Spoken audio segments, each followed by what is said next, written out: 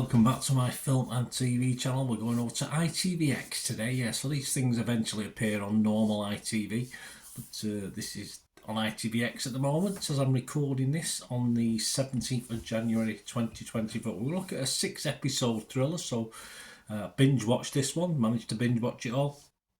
We're going to have a look at something called After the Flood. Please, if you're new to the channel, push that subscribe button, push the bell notifications, everything film and TV. Great to have you on board. Let us know your thoughts on this series or anything to do with film or TV. It doesn't have to be this. And I will respond or give you a little like, guys, and if you give me a thumbs up for this video vlog, I'll be very appreciative. Yes, just air your views. It'd be great to hear from you. Right, so let's have a look at this. After the Flood, a British crime mystery thriller series written by Mick Ford and directed by Azur Salim, and it's produced by Key Street Productions for ITV and ITVX. We've got 6 episodes filmed, not far from me. Reasonably. I used to read gas meters and electric meters up here, and I used to visit the place with when the kids were little. Nice days out to Glossop, New Mills, and Derbyshire in general. So it's all filmed, I think, last year in those areas.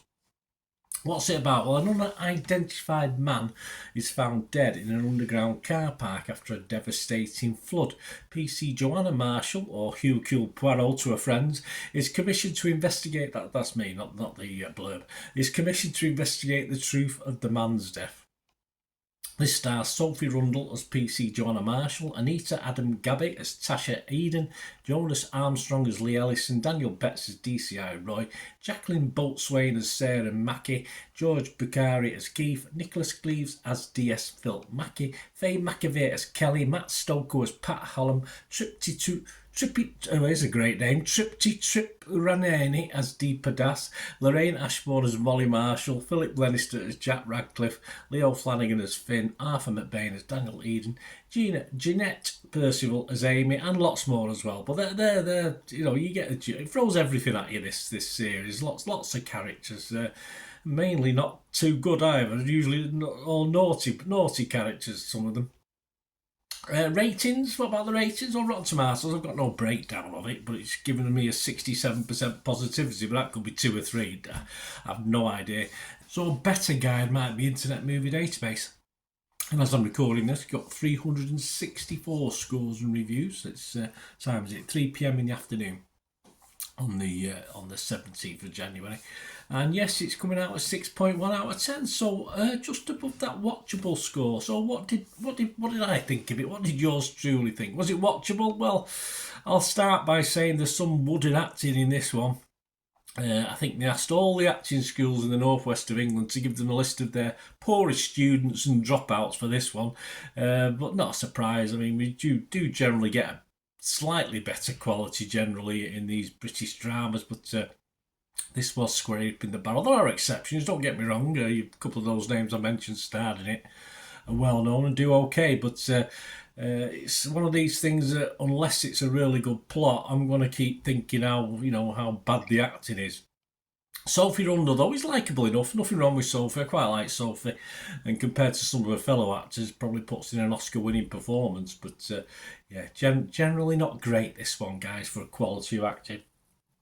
And the story, well, as I said, I was hoping for a good story. It got off to a stupid start. Did it improve? Possibly not. A stupid woman who was obviously stuck in a car with a baby in the middle of a flood decides to try and carry the baby out rather than wait for help. So, with it on its way, it wasn't as though she was on her own. So there are people. I suppose there are idiots about, but it just seemed to me as an exciting start, if you like, but a pretty silly start. Common sense, probably not. I expect plenty of red herrings with this as well to get thrown in as this series trundles along. Lots of characters, lots of conspiracy sort of things, lots of attempts at twists. And therein lies a problem for me. I think there was too much thrown into the mix. The story just gets overly complicated, but not in an overly complicated way. It just throws too much at you. Okay, they've got to fill 6 episodes, but it does get a little bit silly at times. Having said that, the poor PC, the lead that we're talking about, of course, the lead, Sophie Rundle. Well, I don't think I don't think her feet would have touched the ground, in fairness, in real life. Why she wants to turn into the boss of CSI, she's just a normal Bobby. A few months pregnant, she won't be there. Obviously, she'll be on pregnancy, baby leave soon, but how she wants to try and all of a sudden go against everything, all the principles of being a Bobby and doing all the things against what she's told to do, etc. And obviously, she don't care less about her job. She wouldn't have perhaps broken so many rules and just got on with the job. It would be more believable, but yeah, it just got a bit silly, and that's just one of the sort of plots that got a little bit silly, where this young PC is trying to make a name for herself, but going against all the principles of I don't know. Obviously, they do have police involved, don't they, in the making of these things, but. I don't know. I don't know who they had advising them. I have no idea. It follows the rules. Simple rule: the bigger the cast, the bigger the potential villains, and this has them by the hatful. It certainly does. And for me, an awful ending, a frustrating ending, a story that even with your brain disengaged does push believability at times, and common sense definitely goes out of the window for a lot of this. And it takes common sense to the very edge of the proverbial cliff and then actually jumps off as well. I was going to give this a 5 because there was bits of this I liked, but the ending was so poor. Total cop out, pardon the pun. For me, it was just disappointing. So I'm not going to give it a score, guys. I'm going to leave this. As I said, it almost scraped a 5, but sadly it didn't. It wouldn't get that from me. So I would be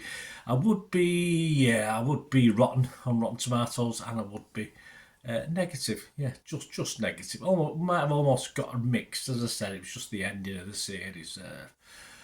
I'm not too sure. I'm not heard there's a sequel. If there is, I'm not going to rush to watch it. But yeah, I'd watched it, of course. I'd watch our star in it. I'd watch Sophie again, but forget the rest perhaps on this one.